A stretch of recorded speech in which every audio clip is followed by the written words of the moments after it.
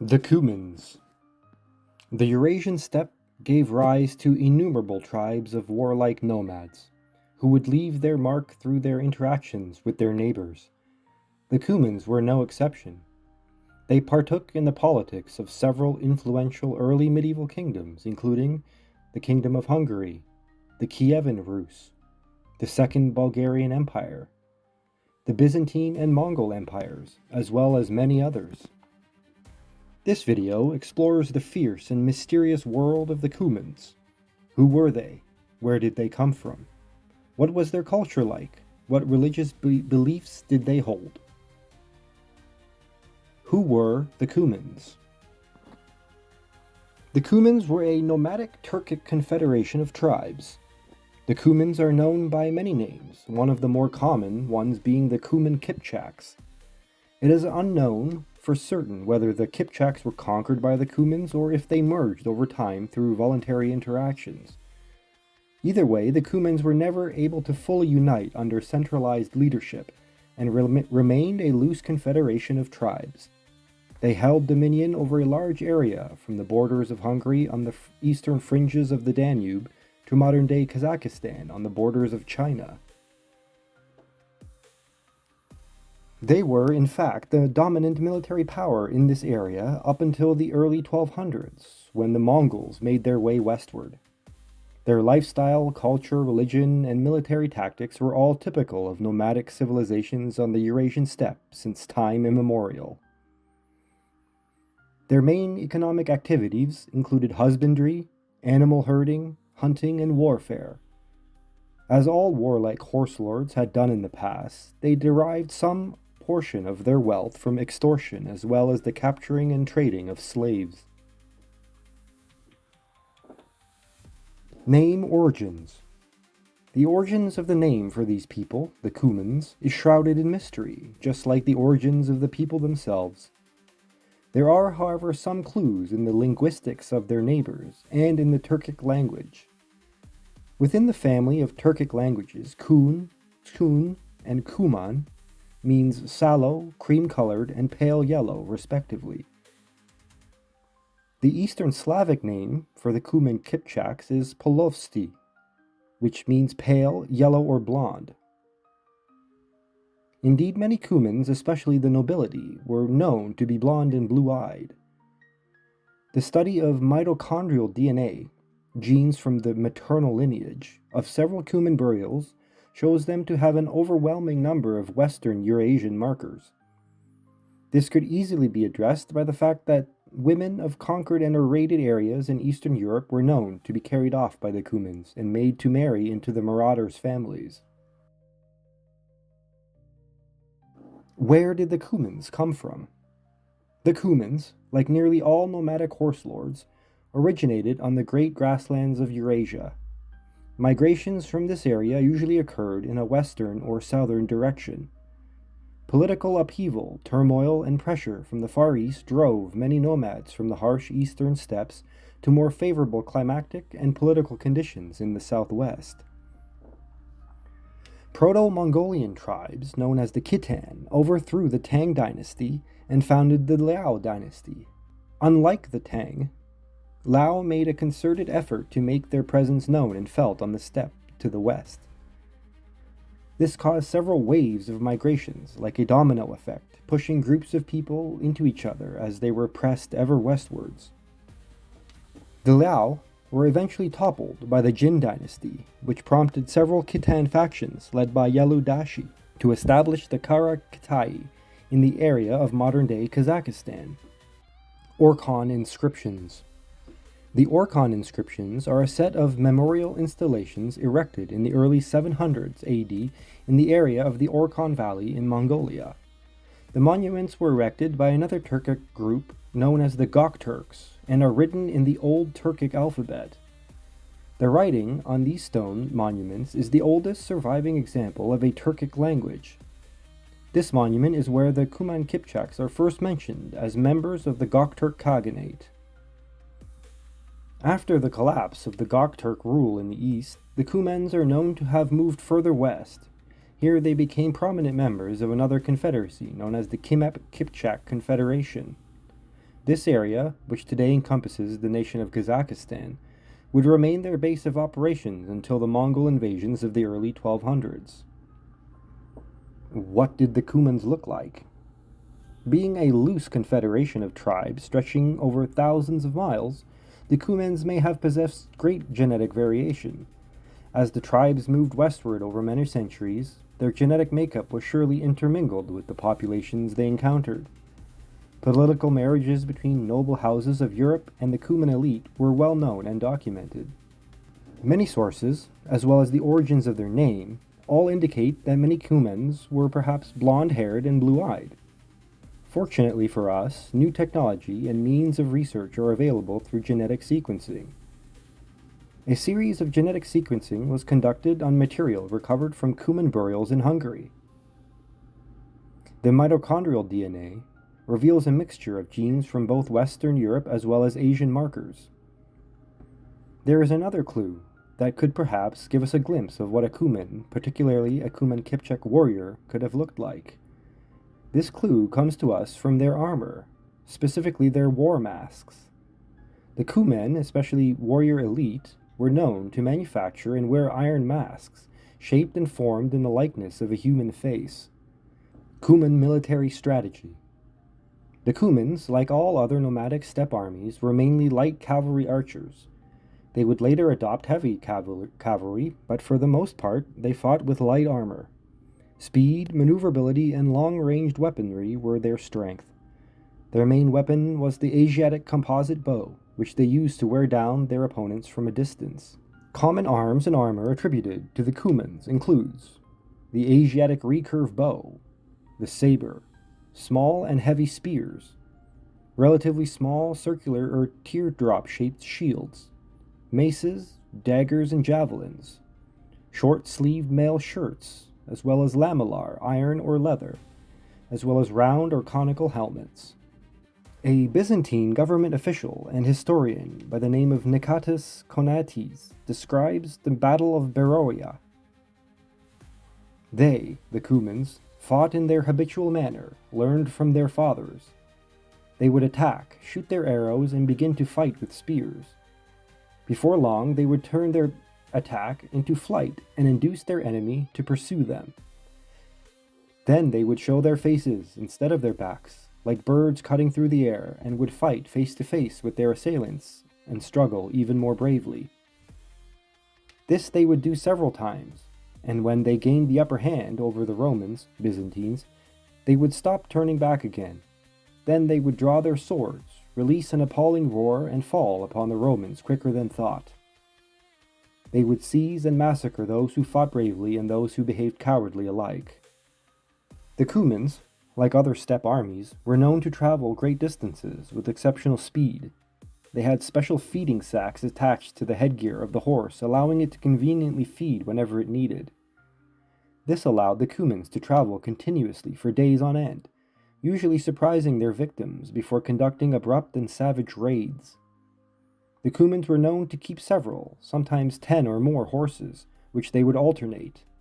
This kept the horses fresh and allowed them to maintain an intensity of mounted warfare that many Western European nations could not match. The Cumans versus the Mongols.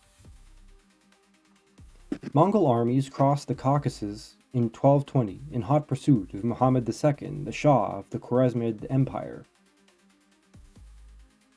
The Shah was in big trouble with Genghis, as the Khan had sent envoys to the Shah which he had killed. This greatly upset Genghis, and Muhammad had been marked for death. The Mongols, under the generalship of Jebe and Subutai, were in charge of the European incursion. They were two of the Khan's most accomplished generals. They were battle-hardened and considered by many to be military geniuses.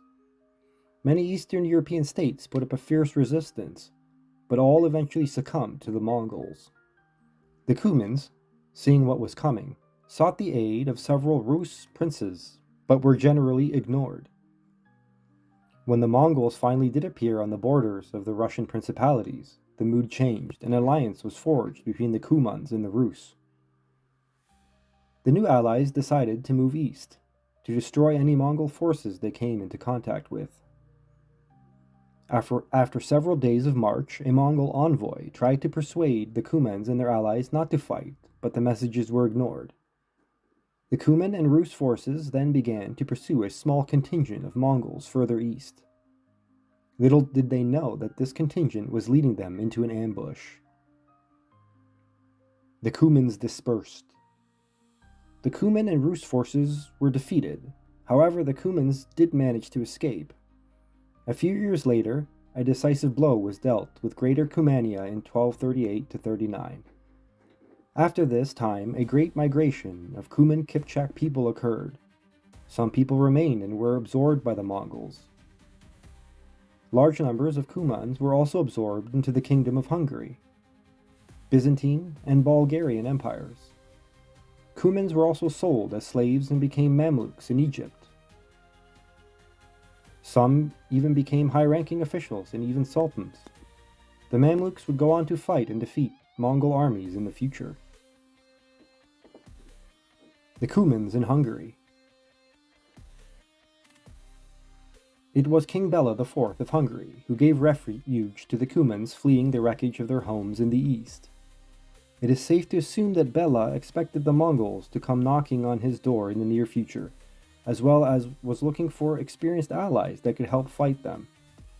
The Cuman leader, Khan Khoten, had pledged his allegiance to the Hungarian king and would convert to Christianity. In return for Hungary's protection as well as portions of land, the Cumans would help out in military affairs. Things did not work out so well, though, for either the Cumans or the Hungarians. The Hungarian nobility was very sensitive to even the slightest possible disruptions to the current power dynamic. They did not trust the Cumans, and Bela's decision to offer refuge was looked on by many of the nobles with great suspicion.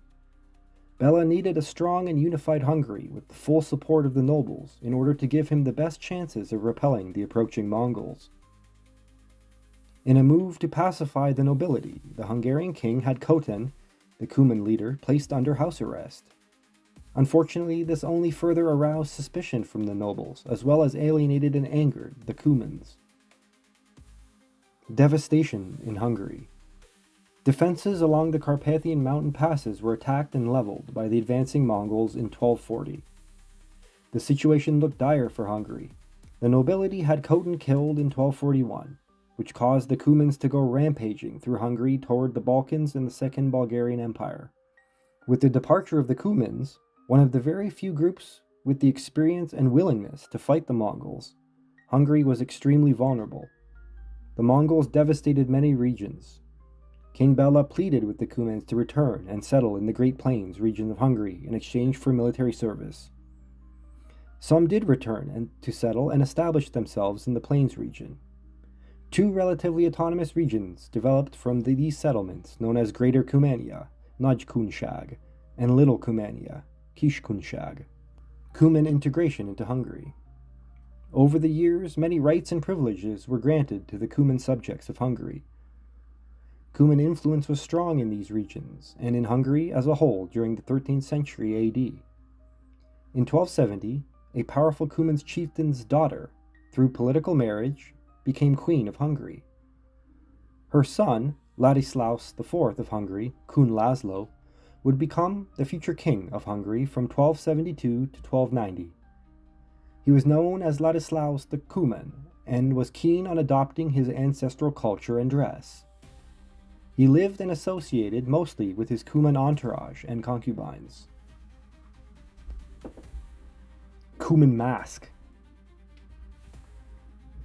One of the most iconic and recognizable traits of a Cuman warrior is their battle masks. These were typically made of iron, though some had been made of precious metals and even leather. The main feature of the mask was a pronounced mustache that typically stretched across the entire width of the mask. Most had a hinge on the top of the mask where the forehead area connected to the helmet above. This was likely for the mask to be raised from time to time. The masks are all very similar, although some are much more elaborate with intricate etchings. Masks of the Cuman variety were found all over Eastern Europe. Most individuals buried with masks were also buried with other fine armor. Full mail jackets, horse armor, as well as finely crafted sabers. This led archaeologists and historians to assume that it was typically wealthy, high-ranking warriors and officials that could afford to wear such armor. Similar masks are known to have been worn by the Persian and Mongolian elite. Mongolian shamans may wear masks to conceal their identity when going into trance. The Cumans themselves were shamanistic, and the masks may have had a special psycho-spiritual significance. Cuman language. Cumans spoke an early form of Turkic that does not survive today. A manuscript, known as the Codex Communicus, began to be written over a period of several centuries, beginning in the 1100s. As the Cumans began to interact more and more with Western European nations, interest in communicating with the Cumans grew. This was especially true among the merchant class, as well as missionaries who sought to convert the pagans to Christianity. The Codex contains a dictionary in Latin, Persian, and Cuman, written in the Latin alphabet.